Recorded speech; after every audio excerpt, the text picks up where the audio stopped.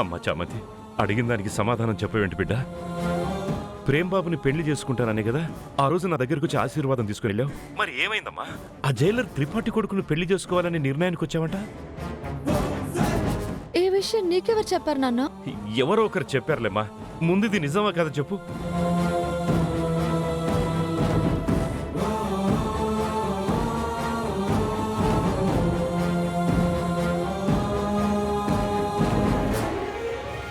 ఇప్పుడు ఇవిడు చెప్పమన్నట్టు చెప్పకపోతే నాన్న బతకడు.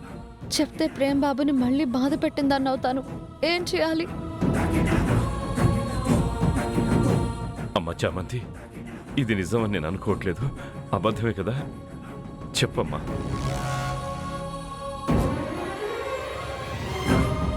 అబద్ధం కాదు నాన్న, నిజమే.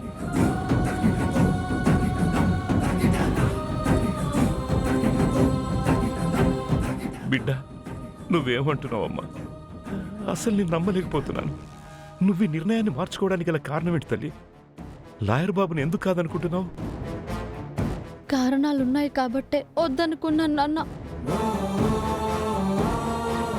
మనకు జరిగిన పరిస్థితులు ఏమైనా సాధారణమైనవా? ఎటు చూసినా సమస్యలేగా.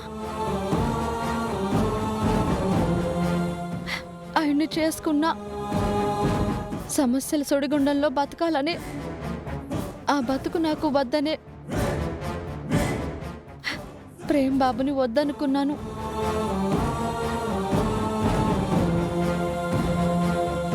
జీవితాంతం నా జీవితానికి పోరాటాలేనా? ఆ తర్వాత పెళ్ళయ్యాక కూడా నేను అనుభవించాలా? అది వద్దనే నా మనసుని నేను మార్చుకున్నాను.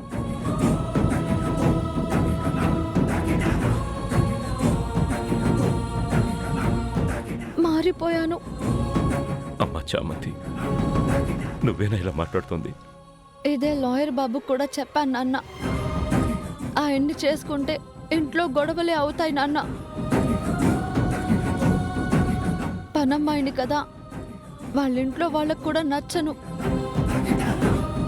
నా కాపురం కూడా సక్రమంగా ఉండదు.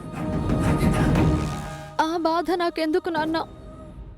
అందుకే ఆయన్ని చేసుకోవడం నాకు నచ్చలేదు.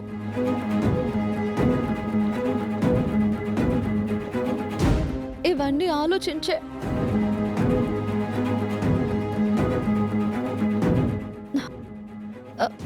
త్రిపాఠి గారి అబ్బాయిని పెళ్లి చేసుకోవాలనే నిర్ణయానికి వచ్చాను.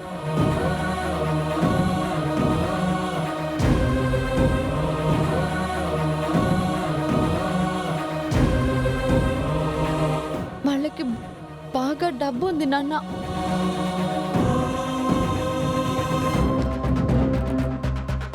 చామంతి బిడ్డ, నువ్వు డబ్బుకి విలువిస్తావా? ఇవ్వను నాన్న, కానీ తప్పదు.